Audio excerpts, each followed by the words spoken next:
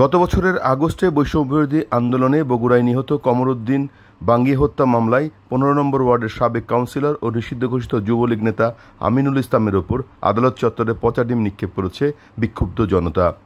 ২০ জুলাই রবিবার দুপুরে বগুড়ার সিনিয়র জুডিশিয়াল ম্যাজিস্ট্রেট আদালতে তাকে হাজির করা হলে এ ঘটনা ঘটে।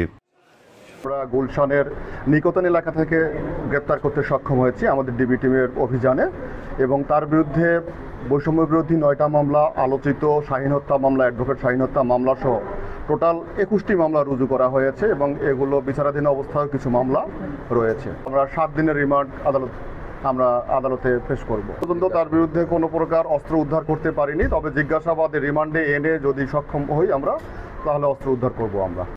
গত বছরের ৪ আগস্ট বগুড়ায় বৈষম্যবিরোধী আন্দোলনে নিহত সেলিম, কমরউদ্দিন বাঙ্গী ও আব্দুল মান্নান হত্যা মামলায় জিজ্ঞাসাবাদের জন্য তার রিমান্ড আবেদন করা হয়। কমরউদ্দিন বাঙ্গী হত্যা মামলার তদন্তকারী কর্মকর্তা ডিবি এসআই জাহাঙ্গীর কবির ৭ দিনের রিমান্ড আবেদন করলে আদালত তার ৫ দিনের রিমান্ড মঞ্জুর করেন। বগুড়ার সিনিয়র জুডিশিয়াল ম্যাজিস্ট্রেট আদালতের বিচারক মেহেদী হাসান এই রিমান্ড মঞ্জুর করেন। একই সাথে সেলিম ও আব্দুল মান্নান হত্যা মামলায় হাজতি পরোয়ানা মূলে জেল হাজতে প্রেরণের আদেশ দেন।